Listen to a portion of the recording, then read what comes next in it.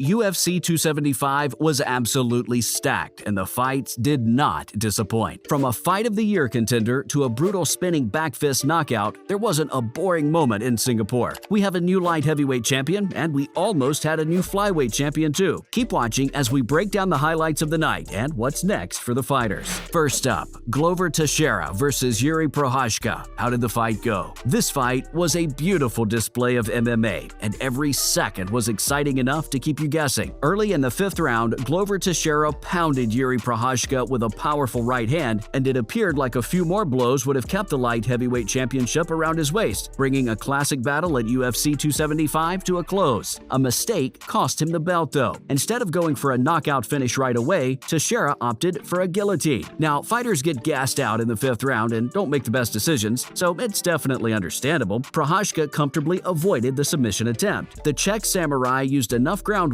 to end up securing a rear naked choke to finally submit the Brazilian, with only 28 seconds remaining. He got absolutely battered in the final round, but still managed to become the new champ. If there's one thing the fighter has shown us, it's that he's ruthless and doesn't let up. He showed that in this fight as well. When he saw an opening, he went for it. Like I said before the fight, I'm ready to end it first or fifth round, it doesn't matter, Prochazka told DC after the fight, and it doesn't matter which technique. Now, a fighter who's known for his striking, winning by submission was just an insanely unsuspected outcome. This all was because Prochazka was able to gain enough time to score the submission thanks to Teixeira's costly attempt at a guillotine while he had the Czech fighter seriously damaged. To make matters worse, Teixeira was ahead 39-37 on the scorecard heading into the fifth round after winning the first, second, and fourth rounds. Up next, more on the bloody fight between the two warriors. Like a true warrior, 42-year-old Teixeira promised to battle on despite the defeat. After the unforgettable brawl that left both men bloodied by the third round, no one can say that Glover's past his prime and should stop fighting. When we look at the fight, as Prochazka kicked off the fence to escape Teixeira's hold, that was the turning point. Teixeira was forced to tap out as Prochazka took the side and secured a rear naked choke, making him the new champion. On a night filled with spectacular fights, this one was the night's highlight, with Prochazka winning and extending his winning streak to 14 fights. This was actually the Samurai's first win by submission, and boy, what a submission it was. On ESPN's list of the top MMA fighters worldwide based on pound-for-pound performance, Teixeira was ranked number 8 before the match. At light heavyweight, Prochazka was ranked number 4, while Teixeira was ranked number 1. The Czech samurai, or as he was known previously as Denisa, previously competed in Japan's Rizin Fighting Federation promotion. An astonishing 11 fights in a row have been finished by the 29-year-old. And who can forget that knockout of the year contender that was Prochazka's second-round spinning back elbow knockout of Dominic Reyes in 2021. So what's next for Jiri Prochazka? From the time the UFC signed Prochazka in 2020, many critics knew that the man was made for greatness. He's not only extremely talented and deadly, but also has a lot of passion and championship spirit, because no one can say that the belt was given away without a hard fight by Glover Teixeira. Now, when we consider who the Czech champ should face next, it seems logical that Prochazka is going against Blachowicz for his first title defense. Late in his career, Blachowicz is producing some of his best work, similar to Teixeira. About to turn 40 next year, the Polish menace has delivered some great performances. He just defeated Alexander Rakic by technical knockout last month, and he doesn't seem to be stopping anytime soon. Rakic's leg injury made him unable to fight anymore, but Blachowicz's record still shows a victory because he'd won 6 of his last 7 fights. The clear choice for the top contender is the Polish, and Jiri seems ready for his opponent. And what about Glover Teixeira? An old warhorse, Teixeira was clear in the octagon, he's not quitting just yet. In that fifth round, he had the advantage in the scorecards, so if he hadn't choked out with 28 seconds left, he would have been standing there with his arm raised. Now, we have to be realistic too. Teixeira doesn't have many fights left in him. He might only have one more, and there aren't any possibilities for what might be his final fight. The fighter that seems like the best option is Alexander Gustafsson. Gustafsson might just be a home run. Both are one of the greatest in their division, and this matchup would no doubt be a treat for fans. Up next, Valentina Shevchenko barely scrapes by with a win. No one expected this, but the biggest scare Valentina Shevchenko has ever experienced at flyweight came from Taylor Santos. One of the main reasons she was able to secure a split decision victory was due to strategically placed crucial championship rounds to help sway the judges. She kept the flyweight belt with scores of 48-47 and 49-46, while Santos received 48-47 from one judge. Santos was able to possibly win 3 rounds by her takedowns in the first and third, and also a body triangle. Now, the fight turned in the third round when Santos suffered more damage and and her right eye closed up. We're gonna be honest here. Bullet barely got through that fight with the belt in hand. The fight surprised many in the MMA community because this wasn't like the rest of Valentina's one-sided wins. Santos should be proud of herself because she arguably outperformed the champion in both takedowns and attempts at submissions. So what's next for Valentina? Now, while many would push for a rematch straight away, we don't think that's the smartest move right now. The rematch can happen a bit later, and it'll have more hype then too. And Valentina definitely doesn't need to change weight classes and try her hand at double champ status right now. The smartest decision right now would be to fight the winner of Alexa Grasso versus Viviane Araujo that takes place on August 13th. You have to admit, it was super interesting to see Shevchenko be tested at her division and see how she handles adversity in the octagon. And now that a chink in the armor has been revealed, Santos and many other fighters are going to be looking at the belt more closely. It'll be interesting to see the rematch between the two, since we'd love to see how the Brazilian performs without an injury. Now, for Taila Santos, what's next for her? When Santos entered this title match, many people didn't know her, and let's be real, many expected the fight to just be another Shevchenko clinic. She snuck over to this chance without being seen, and after a brilliant performance against one of the best female fighters to rule UFC, that's definitely going to change. Now, who would be a good match for her? Our bet's on Katlyn Chookagian, having 11 victories in the UFC dating back to 2016. At the moment, you have to be exceptional to defeat Chookagian at flyweight, and Santos just demonstrated that she is. Again, when you actually beat Shevchenko on one official scorecard, that's worth something, and immediately puts you in consideration to get another crack. We'll have to wait and see what Dana decides to do here. And finally, Yang Weili's brutal knockout of Joanna Jędrzejczyk. Now, many thought these two would once again give us a thrilling fight, and that they did, but not for the reasons we expected. In a knockout that caught everybody off guard, Yang turned and fired the spinning back fist that broke Jędrzejczyk and knocked her to the ground, just as the two were getting into another intense exchange. At 2:28 into the second round, the fight was called. If the brutal knockout wasn't enough to shock you, JJ also announced her retirement and put her gloves in the octagon. A true veteran of the sport, Joanna champion always gave the fans a good fight. Now, when you think about what's next, there's really no question. Yang's the only contender who's worth challenging Esparza for the title. The former champ may not be wearing a belt, but she's shown that she's capable of winning championships. In her fight with Joanna, she showed how she's improving with every fight, and her precision is spot on. In a hypothetical situation, if Esparza was injured, then an interim title could be set up. Marina Rodriguez would probably be the best candidate to face Weili then. But honestly, other than these worst-case scenarios, Magnum has done more than enough to deserve a shot at holding the belt again. That's a wrap for this video. What do you think is next for the victors of UFC 275? Let us know in the comments below. Make sure to give this video a thumbs up and subscribe to our channel for more videos like this. See you in the next one. Thanks for watching.